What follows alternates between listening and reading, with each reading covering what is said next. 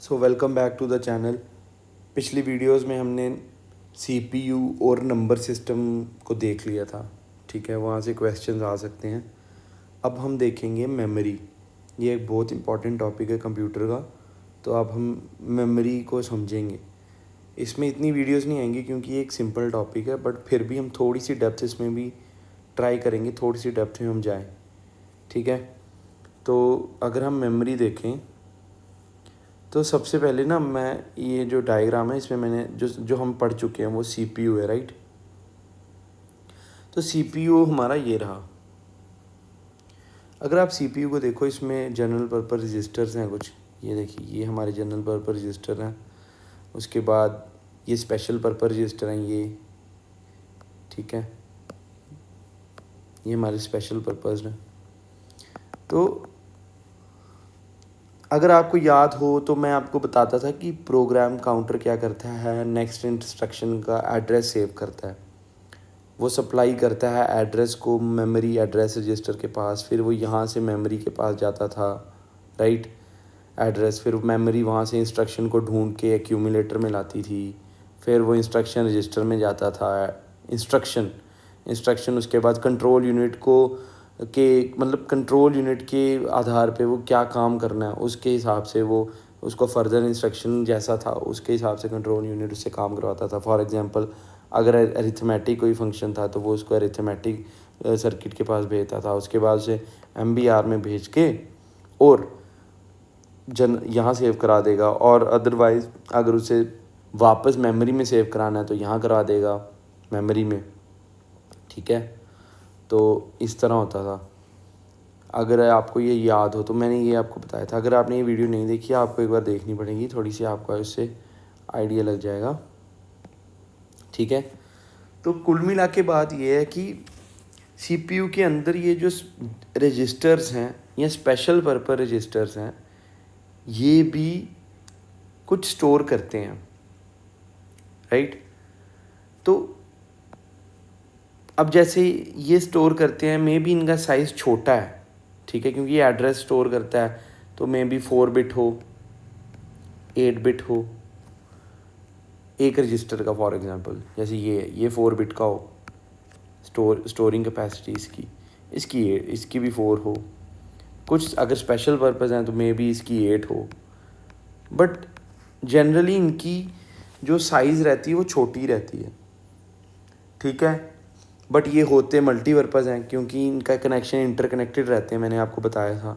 तो control unit इनको coordinate करता है कि कहाँ क्या काम करना है। तो ऑल्दो ये साइज़ में छोटे हैं, बट ये बहुत ज़्यादा हाईली मतलब इंजीनियर्ड रहते थे ये जो रजिस्टर्स थे। मतलब देखो, ये कुछ स्टोर कर रहे हैं, इनकी स्टोरिंग कैपेसिटी थोड़ी है। तो सीपीयू के अंदर जो रजिस्टर्स थे ना, इनकी स्टोरेज कैपेसिटी थोड़ी थी, कम थी, बट इनकी स्पीड बड़ी हाई थी। क्योंकि अगर आप आज के टाइम पे मेमोरी के बारे में सुनो कि फ़ोन में ही अगर हम बात करें, फ़ोन में मेमोरी कैसे होती है, 128 GB, 256 GB, 1 TB, वो जो मेमोरी रहती है वो जनरल मेमोरी रहती है।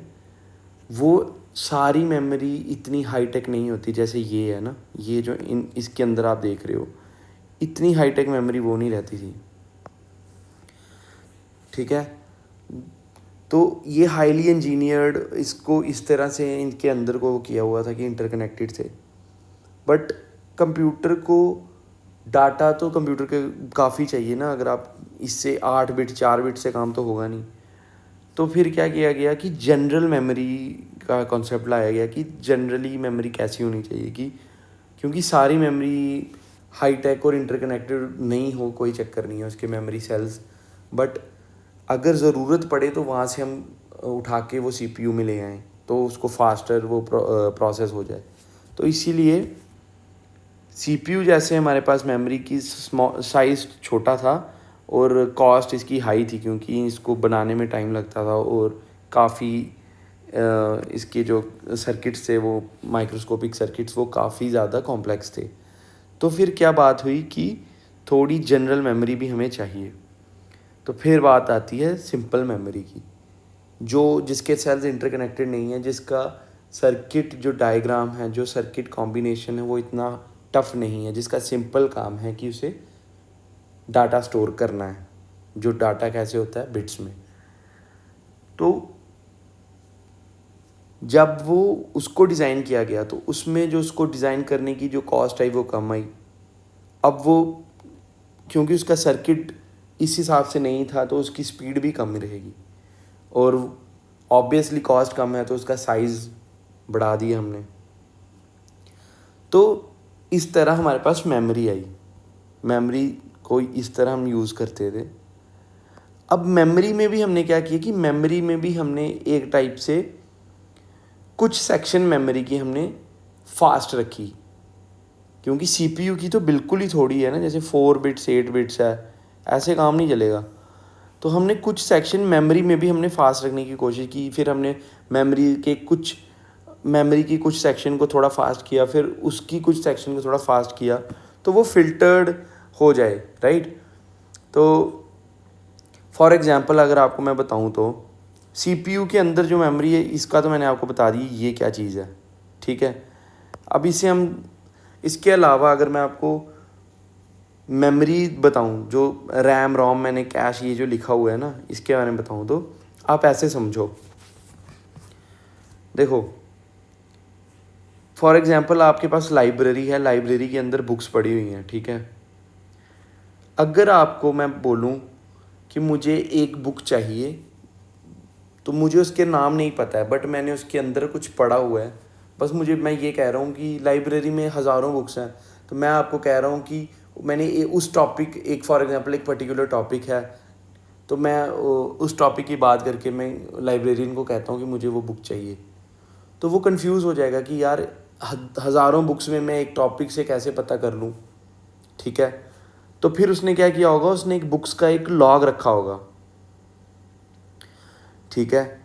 तो वो बुक्स का लॉग एक उसके पास सेपरेट होगा। तो अगर आप उसे बुक का नाम बताओगे तो वो आपको बता देगा, ठीक है, कि यार ये बुक इस सेक्शन में है। तो वैसे ही ये एक बड़ी लाइब्रेरी समझ लो, इसे आप लॉग समझ लो, रैम को आप लॉग समझ लो। अब लॉग के अंदर अगर वो इलेक्ट्रिकल लॉग है कि आपके पास सारा डेटाबेस आपके उसमें कंप्यूटर में उसके है, तो वो आपको उस लॉग से ये भी देख सकता है कि नेक्स्ट उसके अंदर टॉपिक वाइज भी आपको वो बता देगा। तो आपको आसानी रहेगी। डायरेक्ट मैं अगर आपको बोलूँ कि आप जाके वो बुक ढूंढोगे तो आपको डायरेक्ट मेमोरी में ढूंढनी पड़ेगी, जिसके लिए हज़ारों बुक्स को आपको सॉर्ट करना पड़ेगा। अगर आपको उसकी लॉग बुक का पता होगा कि वो किस सेक्शन में रखी है, आपको टॉपिक का पता होगा किस पेज पे वो टॉपिक है, तो इस हिसाब से आपका उसको बुक को एक्सेस करने का टाइम और उस टॉपिक तक पहुंचने का टाइम इवेंचुअली कम हो जाएगा, ठीक है। तो बस यही कॉन्सेप्ट है मेमोरी का। एक हमारी बिल्कुल ही जनरल मेमोरी है जो रोम है, फिर रोम को ही थोड़ा स्पेशलाइज करके हमने एक ऐसी मेमोरी बनाई है जिसमें जो रोम के कुछ सेक्शंस जो होती हैं वो एक as a log book register हो जाती हैं रैम के अंदर, की जो फ्रीक्वेंटली यूज़ होती हैं सीपीयू के द्वारा या कंप्यूटर के द्वारा। कि सीपीयू को ये पता रहता है कि यार ये चीज़ जो थी, ये डाटा तो जो था, ये डाटा मेन मेमोरी में जो था, जो अब बिल्कुल रोम में पड़ा हुआ है, बट ये डाटा फ्रीक्वेंटली यूज़ हो रहा है। तो कंप्यूटर उसे क्या करता है, उसकी कुछ बिट्स, उसका कुछ एड्रेस रैम में स्टोर कर लेता है कि यार कि वापस मेरे को वहाँ जाके टाइम ना लगे, रोम में जाना ना पड़े, कि रैम में मुझे उसका एड्रेस मिल जाए, मैं डायरेक्ट रैम से एड्रेस लेके पता लेके सीधे उसको रोम में जाके एक्सेस कर लूँ। तो इसी को और फास्ट करने के लिए कैश का कॉन्सेप्ट आया हुआ था कि कैश भी सेम काम करती है। जैसे ही रैम है ना, वैसे ही रैम का ही कुछ लॉग है, वो इसको एक्सपोनेंशियल मतलब मेमोरी रोम से रैम से एक्सपोनेंशियली छोटी होगी हमारी कैश। ये भी क्या करेगी, ये भी रैम के कुछ जो डाटा रैम में है, कुछ डाटा वो कैश में रख लेगी। सारा ये प्रोग्राम इंजीनियर्ड होता है, कंप्यूटर्स करते हैं कि यार जो रैम को बड़ा फास्ट चाहिए, मतलब 100th ऑफ अ सेकेंड के टाइम की स्पीड पे चाहिए, तो वो आप कैसे ले सकते हो, अगर आपके पास कैश में वो है, कैश मेमोरी में डायरेक्ट रैम के पास डायरेक्ट वो उसे पता है कि किस मेमोरी के किस सेल में जाना है, तो इससे फास्ट हो जाता है। अगर ये नहीं हो तो ये तो फिर ऐसे ही हो जाएगा ना कि पूरे, जैसे मैंने आपको लाइब्रेरी का दिया, अगर आपको पता ही कुछ नहीं है तो आप 10,000 बुक्स में कैसे बुक को ढूंढोगे। तो ये कुछ करके, क्या इसका बेसिक मैं आपको आइडिया बताऊँ तो रोम आ गई, रोम का लॉग बुक है एक रैम की एक लॉग बुक है कैश, ठीक है। तो इस तरह से मेमोरी है। तो ये मेमोरी मैंने इसकी एक हायरार्की के लिए एक ट्राइंगल में इसको मैंने हायरार्की वाइज मैंने आपको बताया हुआ है, वो मैं आपको बाद में बता दूंगा, ठीक है, वो बाद में डिस्कस करेंगे। बेसिक आइडिया इसका ये है कि सीपीयू के अंदर जो रजिस्टर्स हैं वो सबसे फास्ट हैं, क्योंकि वो इंटरकनेक्टेड हैं। उसकी जो इंजीनियरिंग हुई है, जो उसके सर्किट्स हैं वो काफ़ी कॉम्प्लेक्स हैं, क्योंकि उन्होंने एक दूसरे के साथ कोऑर्डिनेट करना होता है। उसके बाद जो रोम है वो तो बिल्कुल बेसिक मेमोरी है, क्योंकि कंप्यूटर को ये भी तो नीड है ना कि काफ़ी बड़े प्रोग्राम्स भी स्टोर करने पड़ते हैं। हाँ, क्या पता उसकी पूरे प्रोग्राम की ज़रूरत पड़े या ना पड़े, बट स्टोर तो करने पड़ते हैं। फिर जो रोम है, रोम की ही एक लॉग बुक है कि जो रोम कंप्यूटर जो रोम से डाटा कुछ ले रहा है, कि कुछ पर्टिकुलर डाटा है जो कंप्यूटर को रोम से चाहिए, उसका कुछ डाटा रैम में सेव होगा, कि कंप्यूटर डायरेक्ट रोम में ना जाए, पहले रैम से देख ले हाँ भाई इधर जाना है, ठीक है। जैसे कि अगर इसको मैं देसी भाषा में बताऊं तो जैसे आप सोच सकते हो जैसे कि एक पोस्ट ऑफिस है, तो किसी अगर गांव में जाना है कहीं भी, अगर आपको किसी का एड्रेस पता करना है, पोस्ट ऑफिस में अगर आपको किसी को पार्सल डिलीवर करना है, राइट, तो आप पोस्ट ऑफिस से आपको पता लग जाएगा कि यार हाँ वो घर उधर है, उस स्ट्रीट पे है, ये उसका हाउस नंबर है, वहाँ जाना है। सेम चीज़ रैम करती है। सेम चीज़ रैम के लिए जो पोस्ट ऑफिस है वो हमारा कैश है, ठीक है। तो इस तरह से डिफरेंट मेमोरीज़ हैं जो वो काम करती हैं। ये मैंने यहाँ पे आप देख सकते हो, मैंने यहाँ पे एरोज़ की तरह बताया भी है कि ये कॉस्ट इसकी हाई है, साइज़ इसकी मतलब छोटी है, और यहाँ पे कॉस्ट इसकी कम है और साइज़ बड़ी है, ठीक है। तो ये मेमोरी को अगर आप डिफ्रेंशिएट करो, वो तो मैंने आपको एक बेसिक आइडिया देने के लिए बताया। उसके बाद अगर हम मेमोरी को डिफ्रेंशिएट करें तो मेमोरी को हम कैसे कर सकते हैं, एक प्राइमरी मेमोरी, एक सेकेंडरी मेमोरी। उसके बाद हमारे पास प्राइमरी मेमोरी में भी दो ऑप्शंस हैं और सेकेंडरी मेमोरी में भी दो ऑप्शन, सेकेंडरी मेमोरीज़ में कुछ ऑप्शंस हैं। सेकेंडरी मेमोरी को देखना भूल जाओ, पहले हम प्राइमरी पे फोकस करते हैं जो काफ़ी इंपॉर्टेंट है। सेकेंडरी कंप्यूटर, जो आप कंप्यूटर लेते हो, सेकेंडरी मेमोरी तो बाद की बात है, वो तो आप एक्सटर्नल, ये आप समझ लो ये एक्सटर्नल है, एक्सटर्नल मेमोरी कह सकते हो इसको। ये जो प्राइमरी मेमोरी, ये एक टाइप की इंटरनल मेमोरी कह सकते हो आप, ठीक है। प्राइमरी मेमोरी में हमारे पास होगी रैम और रोम, ठीक है। रैम मतलब रैंडम एक्सेस मेमोरी, मैं लिख दूं यहाँ पे अगर रैंडम एक्सेस,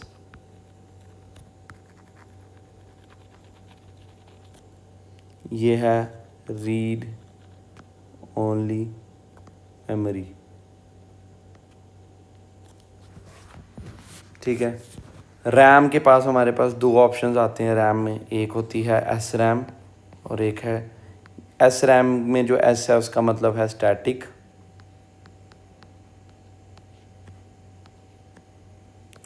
डी का मतलब है डायनेमिक।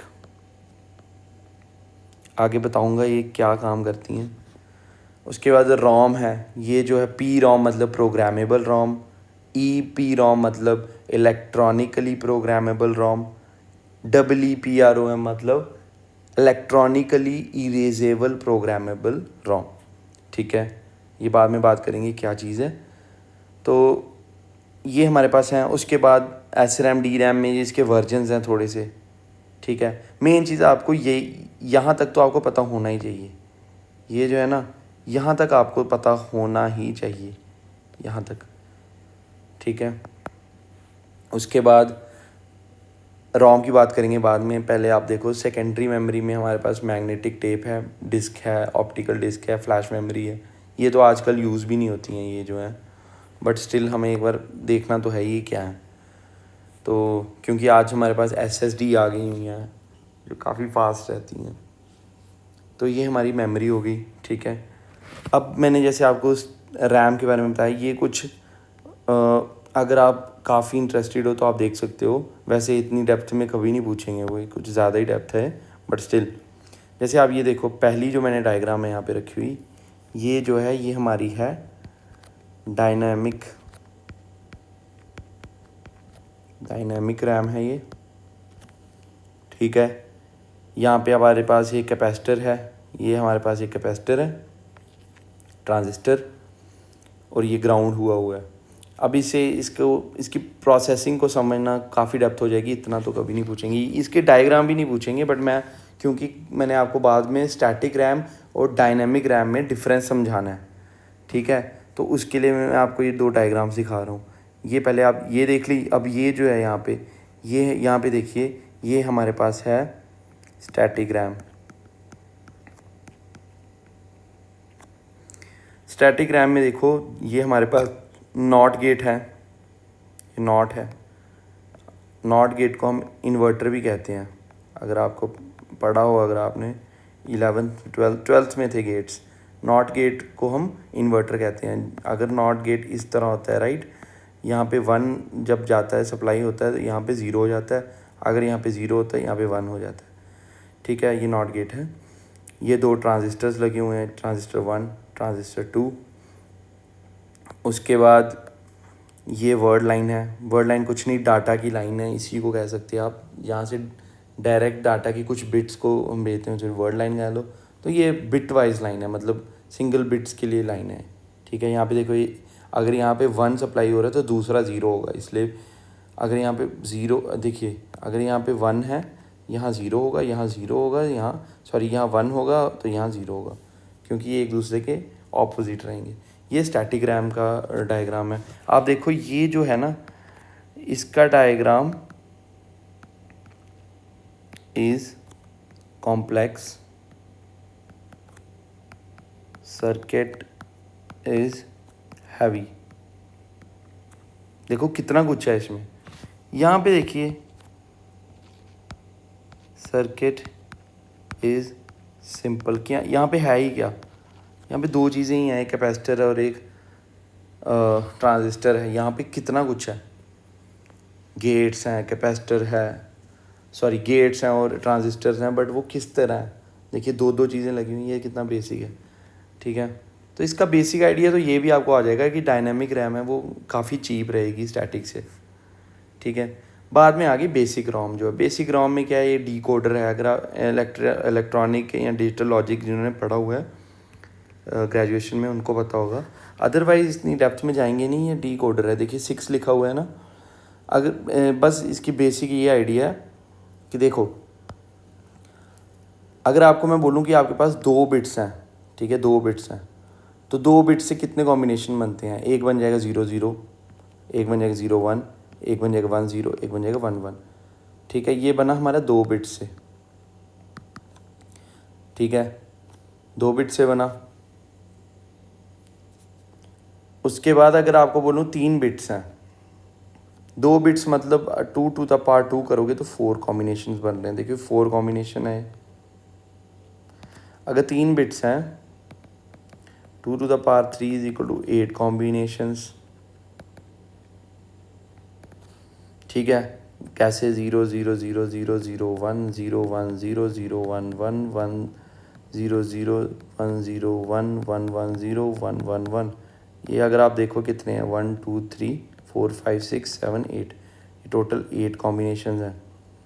अब जैसे यहाँ पे 6 लिखा है, इसका मतलब है कि ये हमारे 2 टू द पावर 6 मतलब 64 कॉम्बिनेशंस डी कोड हो रहे हैं, ठीक है। बस वही चीज़ है। और उसके बाद यहाँ पे हमने और गेट लगा दिया है। ये तो काफ़ी ज़्यादा डेप्थ है। ये आप बस ये देख लो कि ये कुछ नहीं है, ये हमारा रोम का डायग्राम है। इसे मैं कर देता हूँ यहाँ से डिलीट, या रहने देता हूँ, यहाँ लिख देता हूँ बड़ा सा कि क्या है। ये हमारा है रोम, सेल किस तरह वर्क करता है। तो मेन चीज़ आपको ये दिखानी थी बस। ठीक है। बात करते हैं उसके बाद हायरार्की की। ये आपको देखना काफ़ी ज़रूरी है, ये पता होना चाहिए। मेमोरी हायरार्की, मेमोरी हायरार्की में जो CPU रजिस्टर्स हैं, जिसमें कुछ जर्नल पर्पस हो गए या कुछ स्पेशल पर्पस रजिस्टर्स हैं, ये आगे हमारे रजिस्टर्स, ये टॉप ऑफ द क्राउन पे हैं, ठीक है, पिरामिड के टॉप पे हैं। फिर आगे कैश मेमोरी। कैश मेमोरी क्या थी? रैम की एक लॉग बुक, ठीक है। फिर आ गई रैम। रैम क्या थी? रोम की लॉग बुक। रोम क्या है? Read only memory. यहाँ पे लिखा नहीं है, बट मैं अगर यहाँ पे आपको लिख के बता दूँ,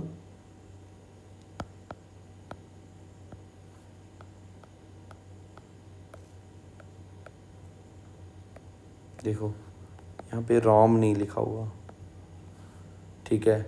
ये रोम की टाइप्स हैं, रीड ओनली मेमोरी या HDD SSD, बट ये इलेक्ट्रॉनिकली इरेजेबल रोम्स हैं। चलो ये बात की बात है। सेकेंडरी स्टोरेज भी आप यहाँ पे आ जाती है, बट डाउन में, बट मेन मेमोरी, उसके बाद रोम, फिर सेकेंडरी स्टोरेज है। तो जैसे यहाँ पे देखो स्पीड, अगर आप नीचे से ऊपर को जाते हो ना, तो सबसे टॉप में इसकी हाईएस्ट स्पीड है और कैपेसिटी है वो कम है। सबसे ऊपर जो है वो कैपेसिटी कम है, नीचे कैपेसिटी काफ़ी ज़्यादा है, ठीक है। मैंने एरोज इसी हिसाब से दिए हैं। और कॉस्ट भी, क्योंकि जो टॉप पे है ना, जो ये टॉप पे हैं, ये जो टॉप पे हैं, ये काफ़ी काफ़ी काफ़ी ज़्यादा फास्ट हैं।